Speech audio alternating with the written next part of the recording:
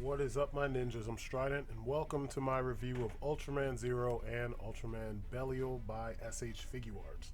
Now, these are updates to the Ultra Act versions of these characters, which they were good for the time. Zero got like 5 billion different versions for all of his different forms. All of them have their separate issues as far as articulation and as far as which ones come with what accessories. None of them really came with all the accessories, you know what I mean? Like, just to give you a full balanced representation.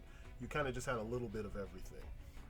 Belial fared a lot better, but I think none of the Ultra Act figures are worth what they're being, what's being asked for on the secondary. And what do you mean by that, Strident? What do you mean that, you know, they're not worth it? Look at these prices. 500 bucks for 5 figures or 4 figures. I mean, come on. 150 bucks, and that's for the regular first release Ultra Act Zero, who can't turn his head all the way to the left. You know, he can't kick higher, you know, shoulder height. You know, it doesn't make sense. And this is just like standard Ultra Act, you know. Even the renewal, when they did the renewal version, which is the body you're looking at right there, it still was lacking. But look at these prices. I mean, there's one that I'll get to, I think that's like in the 50 something range, 50 something to $60 range. That's probably the most reasonable. There it is, $59. That's the most reasonable price that I'm seeing for that figure, because I mean, it's not much more than a substandard figure, and considering it's coming from Bandai, same folks who create Figuarts, and it's an offshoot of that kind of a line, you would expect him to be able to do a whole bunch of things that for the price he can't do. And remember, when these guys came out, they were like $50-$60. So, you know what I mean? Like, they're a little bit, it's not even a little bit, they're a lot overpriced, and this is what happens when the fans get too excited about how cool a character was on screen and ignore that the figure doesn't embody all of that, and then just pay high prices for a not rare. I mean, you see, he's not rare. Any given day, you could do a search for Ultraman Ultra Act Zero and Ultra Act Belial. Belial is more rare than this, and they only had 2 releases of him, but he's not rare, and they're asking for these kinds of prices. It's crazy. But I'm going to show you all of that. I'm going to show you the you know, the comparison. But the Figuarts one fixes a lot of things, and we're going to jump straight into it with the sculpt and paint. So the sculpt on this bad boy is pretty immaculate. Even the paint job, they did some subtle things that were a mild improvement from the previous Ultra Act, well, the Ultra Act series versions of Zero. The most striking thing is that all the gray was replaced with silver, and it's a nice shiny silver too, which is more fitting and in keeping with what he looks like in the films. This is what I was expecting when, you know, I saw the first one. I was like, oh my god, it's gonna be silver, it's gonna look so awesome. And then I got it and it was gray, and I was like, that doesn't make sense. And then I saw this and I'm like, why didn't they just do this to begin with, or like the second time, or the renewal time, or like any of the subsequent versions? Just repaint him. And they didn't. Instead, we had to wait, I don't know, however umpteen many versions for them to get to the Figuarts version when the Ultra Act line completely dies, and then they do it right here. I'm not complaining though, I'm glad they did it. I love the way he looks, and the sculpt plays really well with, you know, the articulation, which I will get to eventually, you know how we do. But as you can see from all the poses, I mean, it's not really anything that any pose I put him in that he doesn't really look legit, you know?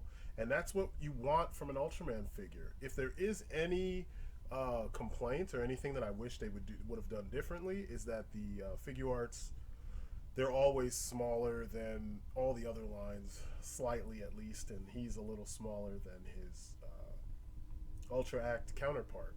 But there's so much paint, you know, done well in here, and the colors look more like what we saw on screen, and that's the big thing for these figures. I mean, one of the things I always loved about Figuarts was that whenever they did make tokusatsu figures, they always captured the essence of the suit actor, and even for the time, because when you look back at some of the older figures, sometimes when you see the renewal version, they're more accurate, and you know, you look back to the old one and you're like, man, it was the essence, but it wasn't the full-on thing.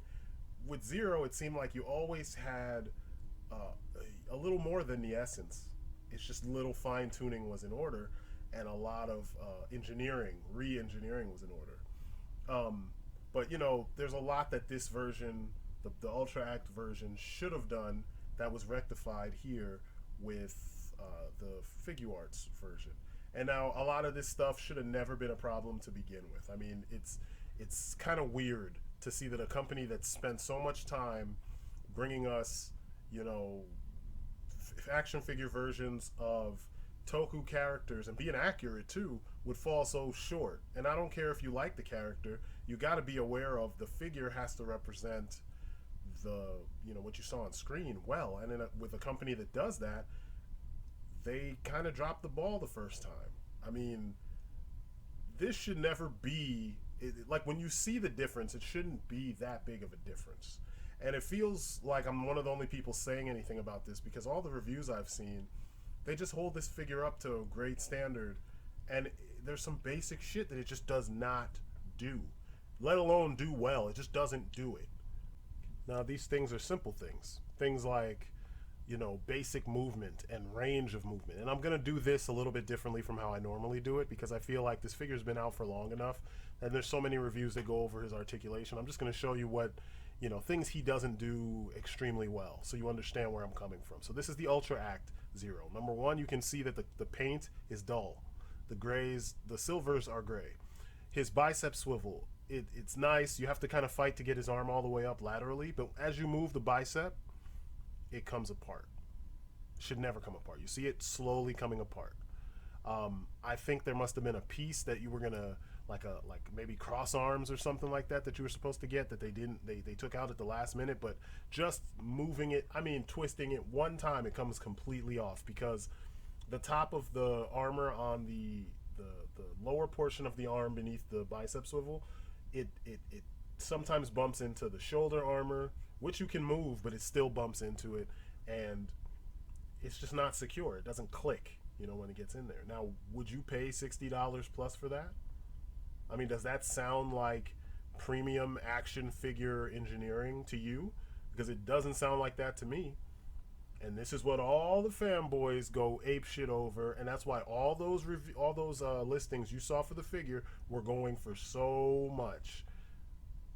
It's that usual fanboy, you know, fangasm bullshit that they do, and it sucks.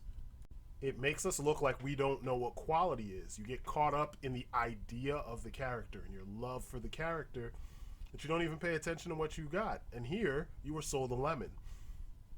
And a lot of people had this issue, but, you know, it's the same as it always is. They get caught up, completely caught up in all that, you know, fan hype, bullshit hype, you know what I mean? Like, all the time. And it's like, the hype shouldn't be what dictates your purchase. Not when you're wow. Not when you're paying over 80 bucks, you know? Like, no, it doesn't make sense. So, to me, even though I waited a long time to get the Ultra Act Zero, I wasn't satisfied. I was like, nah, I got gypped, essentially. You know what I mean? I didn't like that. I felt like all the reviews were disingenuous, and this is part of the point of doing a review. But, you know, it doesn't stop with what, you know, the few things I showed you, like the bicep swivel. His neck is mad stiff. Like, you can't, it's sad. Like, you see how he's turned just slightly, you know, to the side? I can get it a little bit more. That's it. What the fuck? And this figure was retailing at about 60 when he came out. Roughly 60 bucks, you know, at most places. There is a butterfly joint in there that is frozen. It just doesn't move, no matter what I do.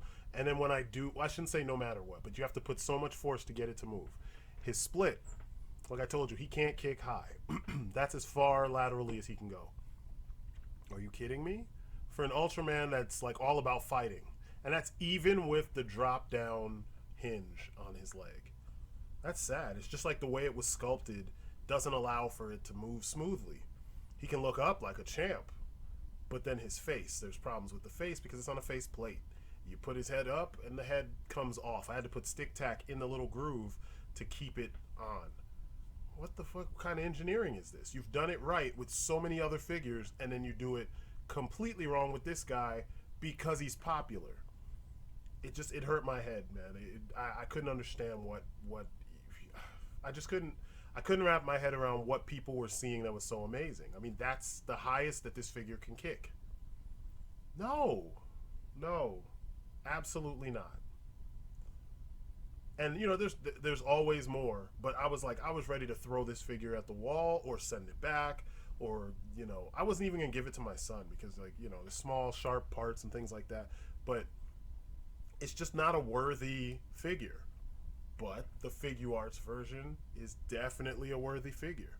And you know me, I've been saying for a long time that Figuarts are like the Rolls Royce of figures. And I won't say Rolls Royce anymore, but they are up there. You know, maybe Benz or something like that. You know what I mean? It's not so much the presentation by itself. It's playing with the figure and doing stuff. As you can see, the colors are nice and vibrant. The silver is silver everywhere, like it's supposed to be.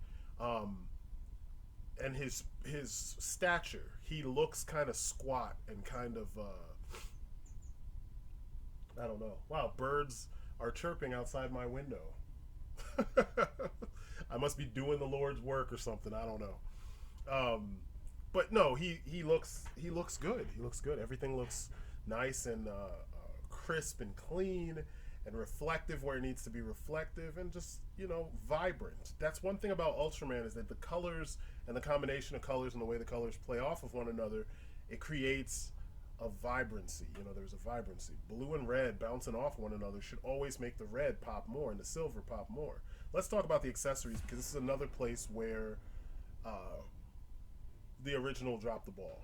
Now, each one came with different accessories. Some of them came with more, some of them came with less. The renewal version came with about twice this. But, you know, people said that version, the standard Zero, was great. And at first I was ready to believe them. But then I saw what this guy comes with, and, you know, in classic Figuarts fashion, it's a bunch more hands, a couple more small things, and, you know, it kind of makes that guy look stupid.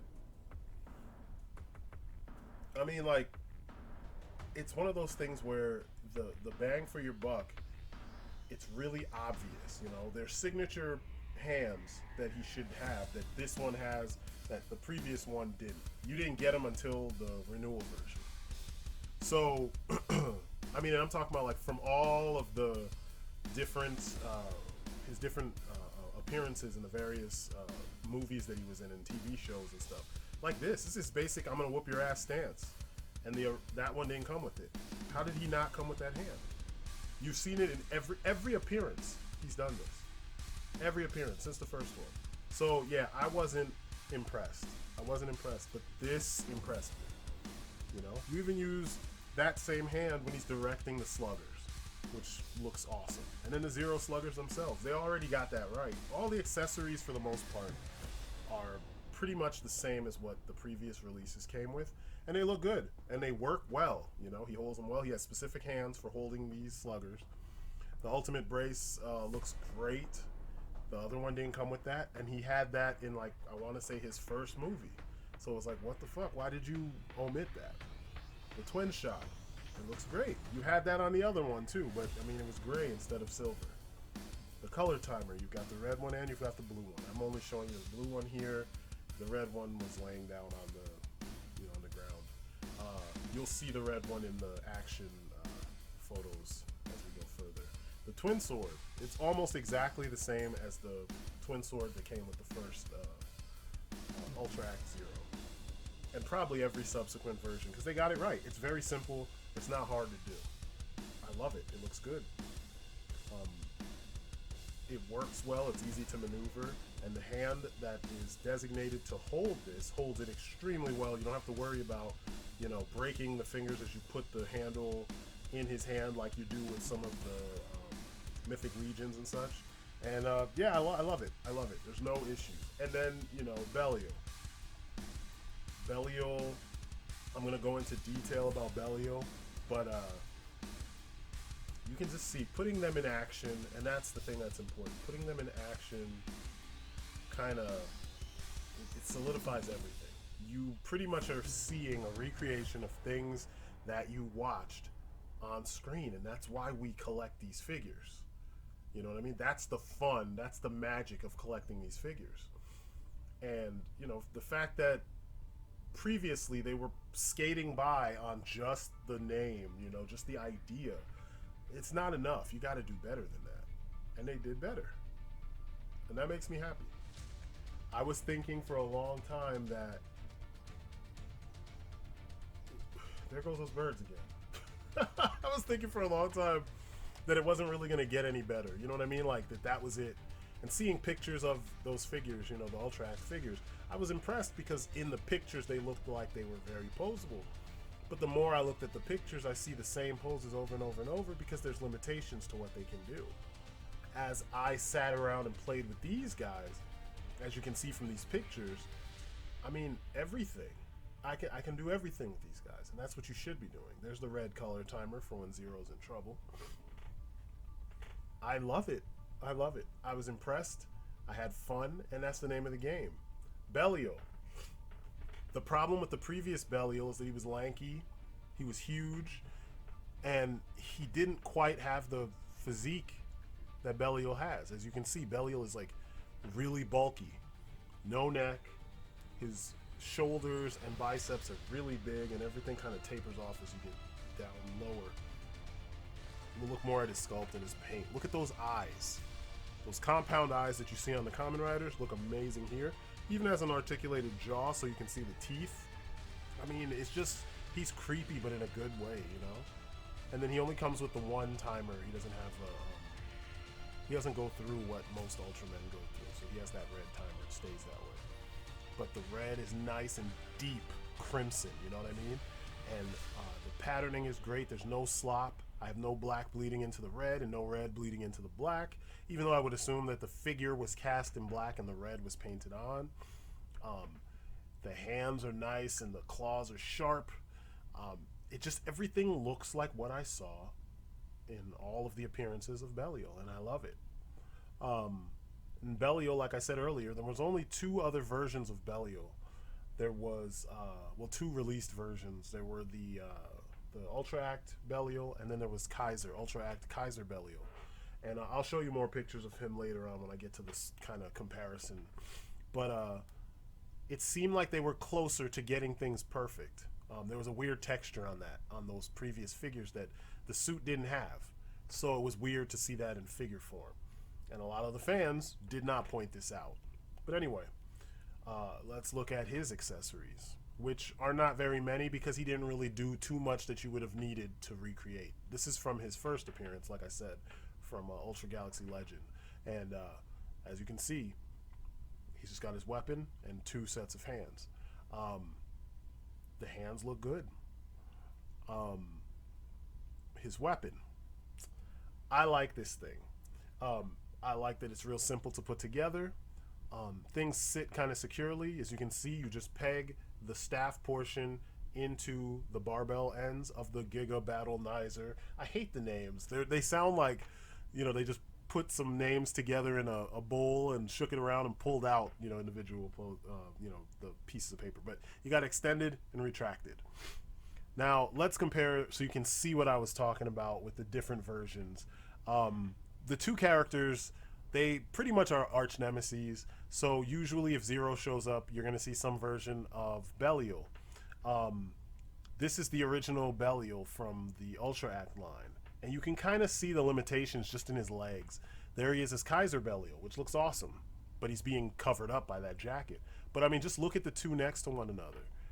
You can already see the red is supposed to be deep, not super bright. You know what I mean? Whereas the old one, he had the super bright red. And then if you look closely, there's this weird like texture in the red. And then Zero, same deal with Zero. This is the new one, and this is the old one. The old one looks more cartoonish. And this is the one with the improved articulation.